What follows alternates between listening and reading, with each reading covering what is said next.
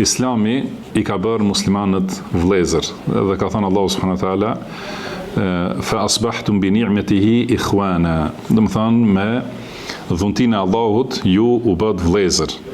Dhe ka thënë Allahu subhanahu wa taala innamal mu'minuna ikhwa. Do të thonë besimtarët janë vëllezër. Prandaj kjo vëllazëri është vëllazëria e përgjithshme që vlen për të gjithë muslimanët.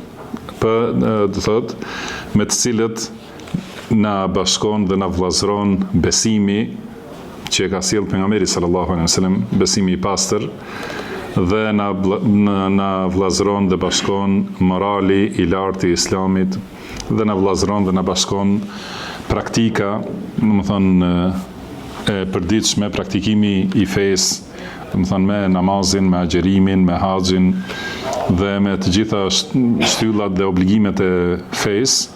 Domethënë në këto aspekte të gjithë muslimanët janë vëllezër, pa përjashtim. Domethënë kjo është vëllazëria e përgjithshme. Dhe kjo vëllazëri duhet të ruhet, edhe të kultivohet. Si na ka mësuar pejgamberi sallallahu alaihi wasallam, ka thënë la yu'minu ahadukum hatta yuhibba li akhihi ma yuhibbu li nafsihi. Do thot, nuk është besimtar njeriu përderisa nuk ja do vllajt vet atë mirë që e do për veten e tij. Do thot, muslimani duhet ta ketë këtë edukat dhe këtë përmirësim të zemrës që t'i llogaris muslimanët vëllezër, dhe prandaj të dëshiroj që të gjithë ata të arrijë ajo e mirë që dëshiron të arrijë të vetja e tij, edhe të familja e tij dhe të fëmijët e tij. Domethënë, ta dëshiroj për secilin prej muslimanëve atë që e do për veten e tij. Edhe dëshira më e madhe që dëshiron besimtari është të arrijë në xhennet. Edhe prandaj duhet të dëshirojë edhe për të tjerët. Dhe për të arritur në xhennet ka rrugë dhe ka vepra. Prandaj dëshiron besimtari që të arrijë rruga e drejtë, udhëzimi i saktë, fjala e Allahut, fjala e pejgamberit sallallahu alaihi wasallam, kuptimi i sahabeve, do të thënë të arrite secili musliman, t'ia dojë të mirën secilit, edhe të përpiqet për këtë mirë. Edhe të dojë që të jetë i mbrojtur secili musliman prej të keqes, që do edhe ai të jetë i mbrojtur. Edhe më e rëndësishmja prej gjithave është e keqja e devijimit, edhe shkuarja në rrugën e shirkut ose bidatit edhe mëkateve kështu me radhë. Do të thënë secili musliman duhet ta dëshirojë për musliman tjerë që mos i arrijë ky dëm, edhe kjo e keqe, që nuk do të arrijë te vetja e tij.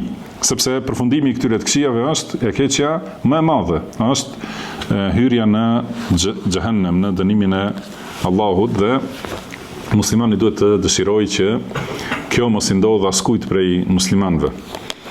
Pastaj edhe për çështje tjera prej të mirave të dunjas, siç ka qef që vetë njeriu të jetë i qetë në shtëpinë e tij dhe në familjen e tij, edhe mos ketë shqetësime nga fëmijët për shembull. Të njëjtën e dëshiron edhe për të tjerët, edhe dëshiron edhe për të tjerët që mos flitet për nderin e tyre, si nuk dëshiron njeriu të flitet keq për nderin e tij. Edhe prej përfitimeve dunjas dhe çdo gjë, domethënë ta dëshiroj për vëllezrit, domethënë në hadith është shprehur hatta yuhibba li akhihi, domethënë derisa ta dëshiroj për vllajën e tij.